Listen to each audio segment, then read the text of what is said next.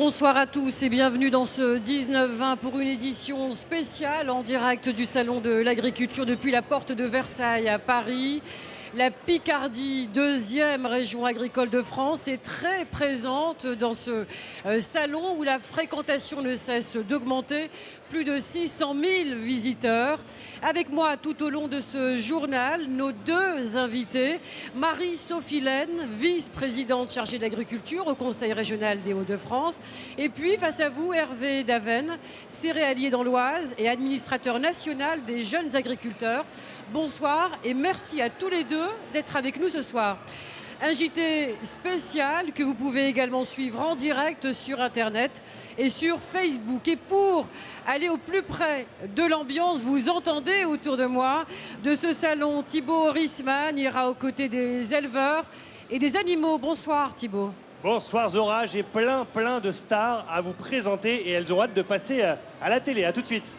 À tout à l'heure, mais avant cela, le point sur l'actualité de ce mercredi à la une ce soir. Le salon de l'agriculture est incontournable pour nos responsables politiques. Aujourd'hui, l'Amiénois Emmanuel Macron s'est prêté à l'exercice. François Fillon s'est finalement déplacé jusqu'au salon en début d'après-midi après sa conférence de presse. Un titre développé dans une demi-heure dans votre édition nationale.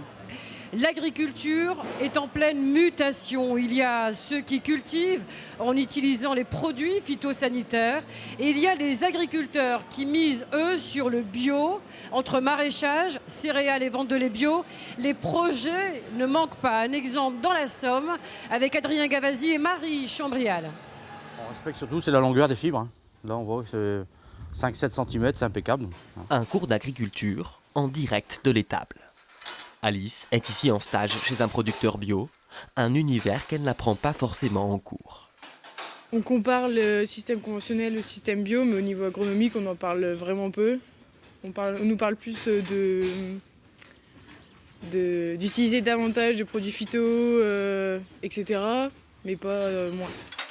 L'agriculture bio attire de plus en plus les jeunes.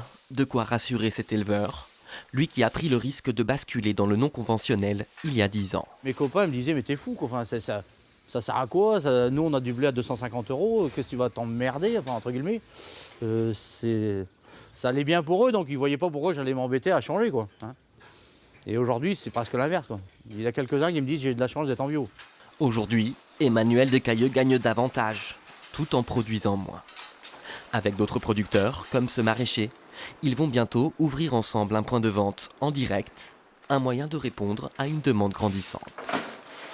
Ça fait 7 ans que je suis installé en agriculture biologique.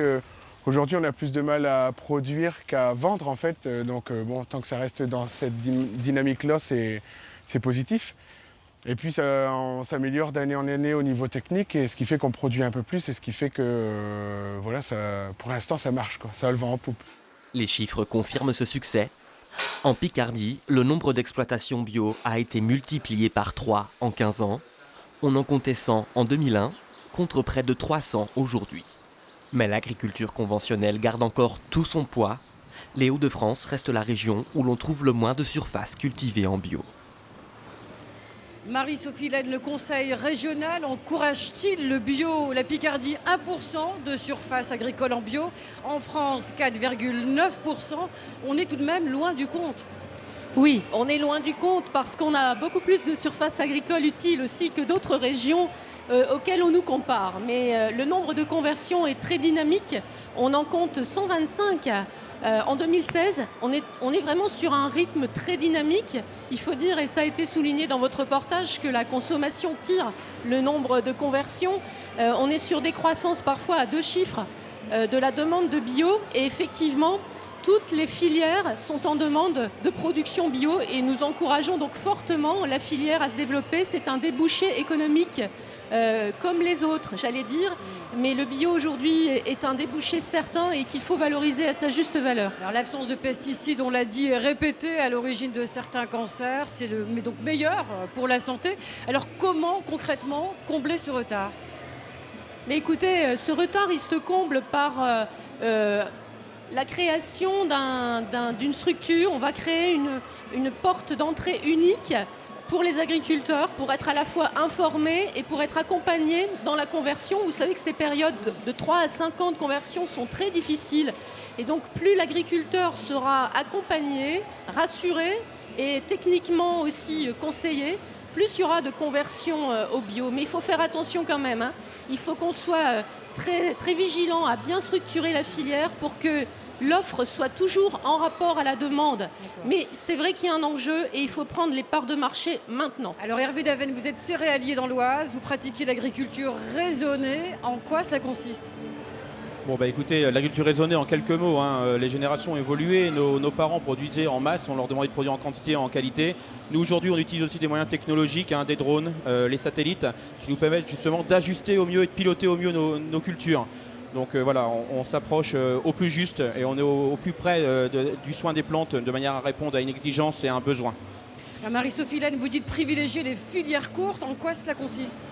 Eh bien écoutez, il y a une demande du consommateur pour consommer local et ça vraiment nous l'encourageons très fort parce qu'il faut vraiment que le producteur soit mieux rémunéré, soit rémunéré à la juste valeur de son travail. Il faut donc amener toute la valeur ajoutée possible pour lui dans sa poche et ça veut dire qu'il faut consommer et produire et consommer local. Alors les Picards au salon de l'agriculture, c'est une tradition, comme vous allez le voir sur ces images qui datent de 1969. Alors ici au salon, l'ambiance est à la fête, entre dégustation, rencontres, c'est la ferme qui se déplace jusqu'à la capitale. C'est l'occasion de découvrir les produits régionaux et les produits picards. Alors partons du côté de l'élevage. Thibaut Rissman, vous êtes entouré de moutons médaillés, les stars du salon ce soir. Alors les moutons médaillés se font attendre, Zora. Mais en attendant, on vous a trouvé de magnifiques vaches, des vaches picardes. On a réussi à les trouver. Celle-là vient de Fontaine-les-Vervins. Regardez les lycéens du lycée agricole de Fontaine-les-Vervins avec Inespéré. Et Camille, c'est un cours finalement d'agriculture à ciel ouvert ici, ce salon. Oui, on apprend beaucoup de choses et en plus on apprend aussi à parler aux autres, à communiquer et on apprend plein de choses même avec les autres lycées et c'est super bien. C'est génial. Et en tout cas, à cette heure-là, puisqu'il est 19h passé, le salon se vide, mais ici, il y a toujours autant de monde. Hein. Bon courage pour la soirée. Merci beaucoup. Allez, on va se déplacer. Regardez, on compte juste 1, 2, 3, 4 vaches. Et là, on arrive à Pierre-Henri, qui s'occupe de 2 vaches, c'est-à-dire la vache et le petit Pierre-Henri. Oui, c'est une des stars de ce salon, ce petit veau, tout le monde veut le voir. Hein. Oui, tout à fait. Un superbe petit veau. Vous êtes à Beauvais, donc c'est l'Uni-la-Salle allaitante. Qu'est-ce que c'est exactement ? Donc c'est une école d'ingénieurs en agriculture donc, qui regroupe 1800 élèves à Beauvais. Et donc voilà, on est présent cette année sur le salon avec une vache et son petit veau. Regardez la trombine de ce petit veau, Zora, comme il est mignon. Alors, on l'a un peu levé parce que tout à l'heure, il était couché, mais là, il s'est dit que quand même, pour se présenter face à son public picard, ce serait bien qu'il se relève. Ça se passe bien le salon pour le moment, vous êtes content ? Très bien pour l'instant. Il y a une bonne ambiance ? Ah oui, c'est super. Et ça vous donne envie aussi de revenir plus tard pour les prochaines éditions ? Ah oui, tout à fait, oui. Ça va très bien. Merci beaucoup, Pierre-Henri. De rien. Allez, on se retrouve avec les moutons médaillés. Juste le temps pour nous de cavaler à l'autre bout du salon, Zora. À tout de suite. A tout de suite, Thibaut. Dans ce salon, le machinisme agricole n'est pas oublié. Les 2 entreprises emblématiques françaises sont Picard, Massey Ferguson pour les tracteurs dans l'Oise, et puis d'Angreville dans la Somme, fabricant de remorques. Comment s'en sortent-ils avec la crise que traversent les agriculteurs? Ils résistent plutôt bien. Le point avec Christelle Jutot-Lermechin, Didier Bert au salon du machinisme à Villepinte. Ces tracteurs de toute taille ont la cote. Ce professionnel a acheté ce modèle pour sa maniabilité dans les champs. Il est maniable parce qu'il y a un rayon de braquage qui est assez faible, donc c'était 4,75 m de tête. Et c'est vrai que dans les contours, dans les foulures comme on dit, c'est rapide à manœuvrer, donc on gagne du temps. Ce modèle a été élu meilleur tracteur de l'année 2017. La direction de l'usine beauvaisienne a dû mettre les bouchées doubles pour se démarquer dans le contexte de crise agricole. On a des efforts dans le domaine des nouveaux produits, des efforts dans le domaine de la qualité de nos produits, des efforts dans le domaine de la productivité de notre usine. On a depuis quelques années fait monter tous les critères en matière de qualité de produits avec des ratios qui existent et qui nous permettent de le démontrer. On est très fiers de cet effort qui est le fruit en fait d'un effort collectif. Depuis quelques mois, 60 tracteurs sortent des chaînes d'assemblage chaque jour. C'est 10 de plus que durant les 2 dernières années. Voici une autre entreprise picarde qui sort 250 remorques par an. La famille Carpentier est à sa tête depuis 1910. Elle produit des épandeurs de plus en plus sophistiqués et se tourne vers une clientèle étrangère, une nécessité pour faire face à la crise. On résiste parce qu'on se dirige également par l'export. J'ai mon frère Sylvain qui s'occupe de l'export. Nous démarrons en Pologne, en Roumanie, en Russie. Mais quand même, notre base, et on est quand même content de vendre en France. On est français avant tout. On espère que l'agriculture française va résister. C'est essentiel. Il y a une évolution permanente, on va dire. Des fois avec des petits soucis, mais globalement, je suis satisfait de la marque. Pour les deux entreprises picardes, l'objectif est clair, tenir le cap durant la tempête jusqu'à ce que l'horizon s'éclaircisse enfin. Hervé Daven, l'achat des machines agricoles à plusieurs, c'est une tendance qui se généralise en ces temps de crise? Écoutez, oui, ça permet d'avoir des outils à la pointe de la technologie, de pouvoir répondre notamment à des attentes du terrain et puis vraiment être à l'attente des cultures et des animaux pour le bien-être. Alors sur le terrain justement, c'est compliqué pour les agriculteurs entre sécheresse ou excès d'eau. Comment gérez-vous cette situation ? Écoutez, c'est vrai qu'on a vécu une année assez compliquée avec une sécheresse notamment, un excès d'eau maintenant. On a des outils, alors il y a des outils d'assurantiel qui permettent justement de couvrir ces risques-là. Et c'est un choix que moi j'ai fait sur mon exploitation de me couvrir de manière à pouvoir garantir mon revenu et pouvoir assurer le remboursement de mes emprunts. Marie-Sophie Laine, pour la région, donc vous avez apporté la région, le conseil régional, des aides d'urgence, 5 millions d'euros. Quelles sont les retombées aujourd'hui à plusieurs mois après ? Écoutez, il y a un effet, notamment pour une mesure phare qui concerne les audits conseils. On a fait en sorte que les agriculteurs en très grande difficulté puissent être conseillés de manière très concrète du point de vue économique, financier, humain et technique sur ce qu'ils devaient faire. Voilà, donc c'est un moment important que ces audits, on en a fait 1000, on ne pensait pas arriver à ce chiffre et c'est en train de changer un peu la donne parce qu'on sait que ils vont pouvoir maintenant avoir des formations, accès à de la technicité, ce qui est une clé aussi pour résister à la crise. C'est pas toute la solution. Des aides pour l'élevage, on peut le rappeler, pour les céréaliers, pour la pêche aussi. Alors oui, bien sûr, on a fait un plan d'urgence pour les éleveurs, plus de 4 millions d'euros. Un plan d'urgence pour les céréaliers, notamment ceux qui sont le plus en difficulté pour s'assurer. Donc on aide. On a un message aussi derrière notre aide, c'est assurez-vous parce que les risques climatiques ne vont pas diminuer dans les années qui viennent. Alors Hervé Daven, ces aides d'urgence sont-elles suffisantes pour les agriculteurs ? Écoutez, je vais vous dire, c'est bien des aides, mais alors concrètement, dans le long terme, ça ne peut pas nous faire vivre.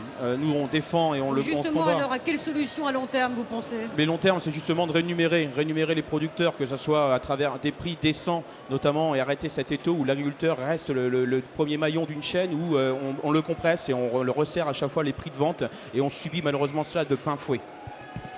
L'agriculture, c'est aussi la pêche dont on a parlé. Les produits de la magnifique baie de Somme étaient à l'honneur aujourd'hui. Coques et salicornes préparées devant les visiteurs. Mieux connues du grand public, elles seront mieux protégées. Selon les pêcheurs à pied, si une espèce n'est pas consommée, elle risque tout simplement de disparaître. Le reportage de Cathy Collin avec Christelle Sivat. 4 chefs au salon, Jackie vous propose aujourd'hui un rouleau de merlu aux salicornes, émulsion de jus d'huître, facile à faire à la maison. Vous l'enroulez comme un bonbon. Une fois que c'est comme ça, c'est simplement poché dans une eau frémissante. Produits locaux de saison, l'animation est organisée par des associations qui promeuvent la pêche durable. Elle doit donner l'exemple. Vous avez goûté, madame ? Il y a une multitude de choses à faire avec des bons produits chez nous. Des idées, ça manque pas. Tout c'est désagrémenté. Il faut faire simple, il faut faire bon. Et les bonnes choses, il y en a autour de chez nous et des gens formidables. Autre recette, autres ingrédients un peu plus loin avec Johan pour des maquereaux confits aux coques. Avec l'argousier et la bière de la baie de Somme, on va juste le laisser se raidir un tout petit peu. Ajoutez quelques carrés de Mondéka, un peu de miel. Apparemment, le mariage est heureux. On n'entend plus rien du coup là.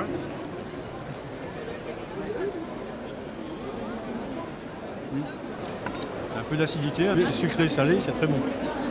Bon mélange, bonne alchimie. La baie de Somme, vous connaissez ? Non. Vous savez où c'est ? C'est l'OM. Un autre visage de la baie de Somme est là aussi, Rainette, pêcheur à pied. Pour elle, une plus grande consommation, c'est plus d'activité et, paradoxalement, la survie des espèces. La baie de Somme. Sur Paris, ils n'ont pas forcément les produits à disposition. où ils les ont à disposition mais ils ne connaissent pas, ils ne savent pas comment les cuisiner, donc ils sont ignorés. Donc maintenant qu'ils vont y avoir goûté au salon, je pense qu'ils vont être demandeurs et le produit va reprendre un essor. La pêche fait vivre plusieurs centaines de personnes en baie de Somme. Elles étaient au salon aujourd'hui, à leur manière. Le salon de l'agriculture, c'est une vitrine, bien sûr. À quoi un salon comme celui-ci sert-il ?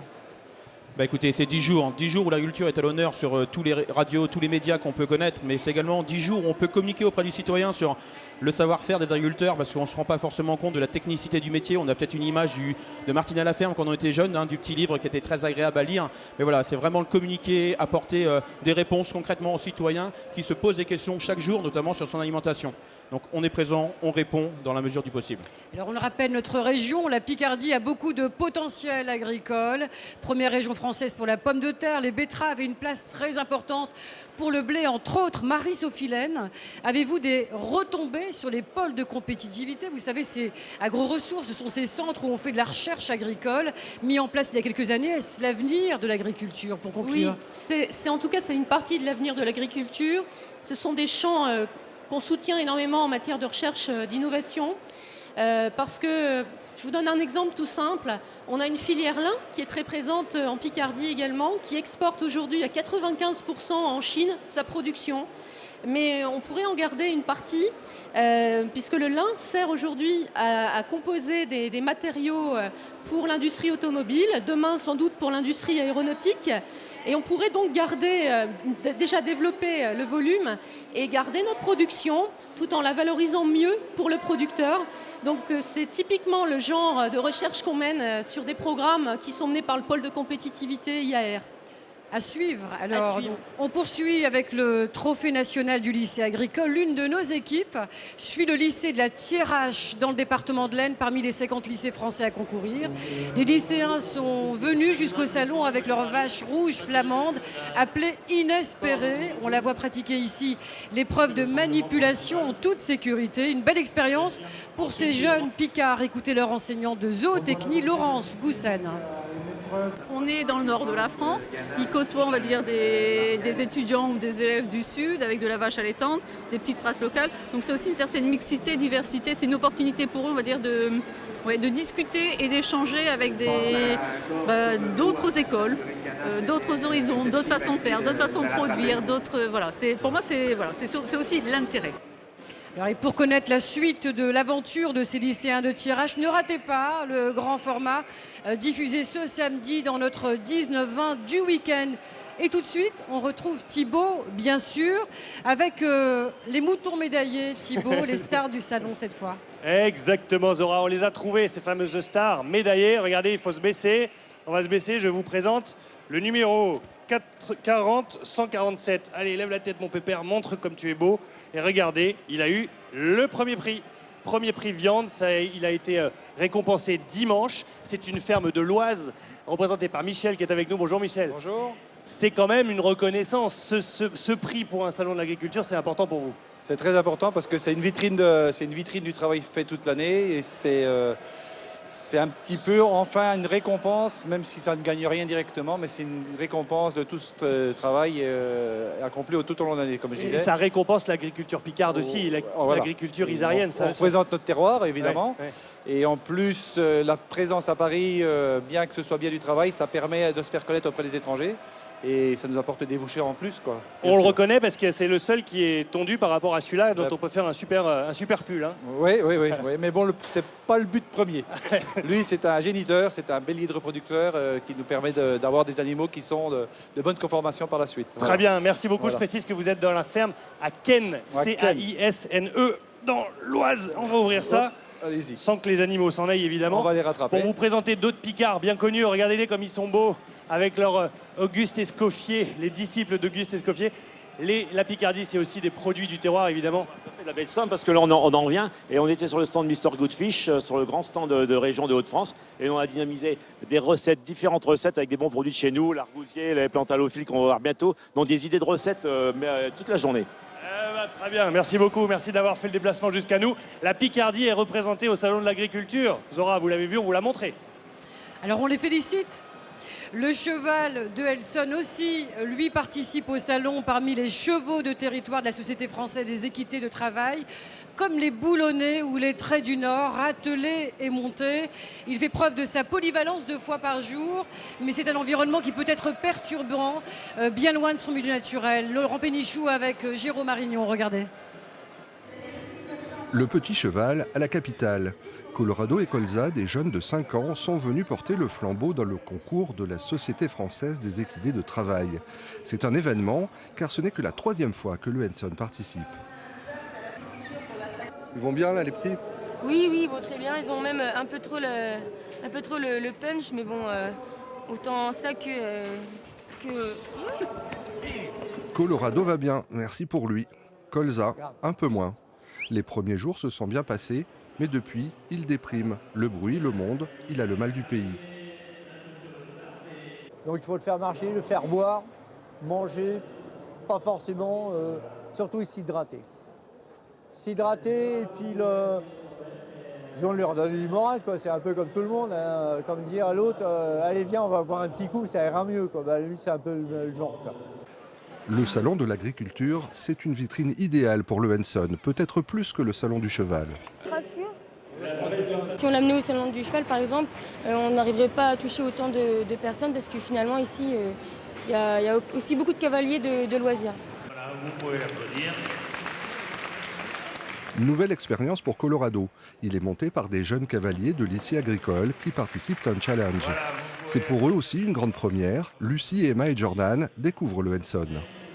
Ah, mais il était très bien, enfin, un peu tendu, mais il est gentil, il est adorable comme nez. Bah, super, il a été super mignon. Elle a du sang, elle est belle, ils sont beaux, c'est des beaux chevaux. Et pour finir, le clou du spectacle, le coup du parapluie. Un objet qui, habituellement, terrorise les chevaux. Colorado, même pas peur. Rien à voir, bien sûr, avec le climat picard. Alors, Cathy Collin, Léo de France, notre journaliste, donc avec un invité surprise. Et oui, ils auront un invité surprise bien en vue ici au pavillon des Hauts-de-France. C'est l'association On a marché sur la bulle, l'association de promotion de la bande dessinée à Amiens, liée aux éditions La Gouttière. Pascal Mériot, vous en êtes directeur. Culture, agriculture, on peut jouer sur les mots. Vous ensemencez les esprits quelque part ? Oui, on espère qu'il y a de ça. En tout cas, on est absolument convaincu du grand pouvoir de la bande dessinée, à mi-chemin entre le monde de l'image, le monde du texte, le monde des récits, le monde du savoir et de la culture. Et là, on est par exemple au milieu d'un bout d'exposition Anouki, interactivité. On fait lire des tout jeunes lecteurs à qui on va donner le goût d'ouvrir des livres, d'ouvrir à nouveau des livres. Et c'est aussi une occasion de promotion de la région. Oui, il y a une dimension attractivité aussi, une ville peut-être qualifiée par des éléments culturels. Et c'est le cas pour Amiens de plus en plus avec la bande dessinée, en particulier avec les rendez-vous de la bande dessinée d'Amiens, la 22e édition qui arrive les 3 et 4 juin prochains. On espère que ça va donner l'idée de venir à quelques-uns des 6 à 700 000 visiteurs du salon. On espère qu'ils ne vont pas tous venir parce que ça fait du monde quand même. Merci à vous deux d'avoir accepté notre invitation et à vous de nous avoir suivis ce soir. Merci également à toute l'équipe de France 3 et aux techniciens qui ont permis la réalisation de ce JT spécial. On se quitte sur ces images du Salon de l'Agriculture, 54e édition. Très belle soirée à vous et à bientôt.